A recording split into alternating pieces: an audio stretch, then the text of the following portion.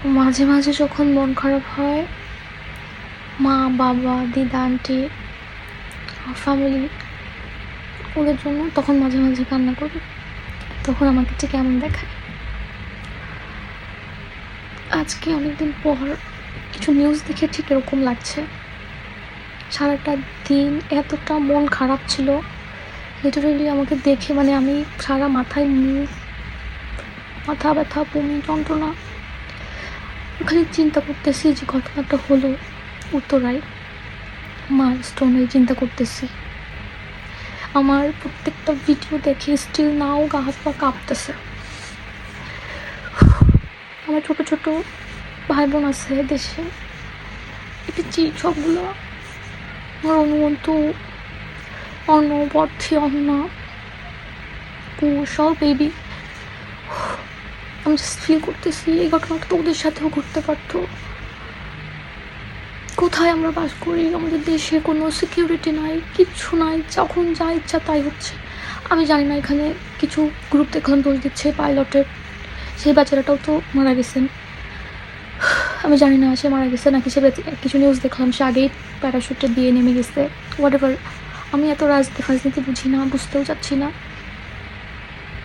আমি খালি চিন্তা করতেছি আমি একটা থার্ড পারসন, যে বাচ্চাগুলা আর নাই, আমি তাদের মুখটাও আসলে দেখা যাচ্ছে না, কিছু তো নাই, ডুলে পড়ে। আমি সারাদিন স্ক্রল করতেছি আর এই ভিডিওগুলো আমার সামনে আসতেছে। আমি লিটারালি সারাটা দিন পুরো আমার গা হাত পা কাঁপতেছিল, যে ছোটো ছোটো বাচ্চাগুলো। ওই কিছু ভিডিও দেখে আমি পুরো ভয় পাইছি, যেখানে আমার ফ্যামিলি, আমার ফ্রেন্ডস, আমার পরিচিত হইতে পারত। কালকে তো যাবে ওরা স্কুলে বা বাইরে, এরকম আর একটা ঘটনা হবে না তার কি গ্যারান্টি? এবং এটা হচ্ছে, এটা আজকে নতুন না, এগুলো সেদিন ঘটনাটা প্রায় হয়। এখানে আমি তো দোষ দিব গভর্নমেন্টের। একটা 50-60 বছর আগের আমি যেটা দেখলাম 1976-এর একটা বিমান, কিভাবে যেটা ঠিক মতন সুন্দর করে চেক না করে কিভাবে এটাকে ট্রেনিংয়ের জন্য দেয়, কি অবস্থা। ওই বাচ্চাগুলোর বাবা মার কথাটা চিন্তা করে দেখেন। আজকে আমি তাদের চিনি না, আমার কান্না পাচ্ছে। ছোটো ছোটো বাচ্চা, তার বাবা মার কথাটা জাস্ট আমি চিন্তা করতেছি, তারা কীভাবে বেঁচে আছে।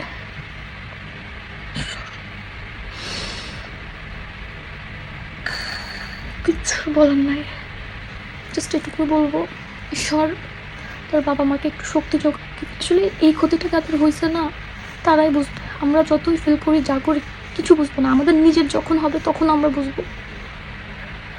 কীভাবে বলবো একটা বাচ্চাকে তার বাবা মা স্কুলে পাঠাইছে, সে তো জানে আমার বাচ্চাটা স্কুলে আছে, সুন্দর ক্লাস করছে, ছুটি হবে নিয়ে আসবো, সুন্দর, জাস্ট চিন্তা করি না আমরা বাসা থেকে বাচ্চাগুলোকে পাঠাচ্ছে, টিফিন দিচ্ছে, স্কুলে যে টিফিন খাচ্ছে, ক্লাস করছে।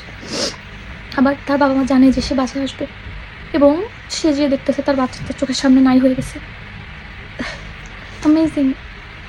একটা স্কুলে দিয়েও বাবা মার শান্তি নেই, এরপর থেকে বাবা মারা কীভাবে স্কুলে দিয়ে শান্তি থাকবে যে আমার বাচ্চাটার সাথে এটা হবে না। হঠাৎ করে একটা কলেজ, স্কুল বা একটা অফিসের উপর ধ্যান করে একটা কিছু এসে পড়বে না, কী অবস্থা।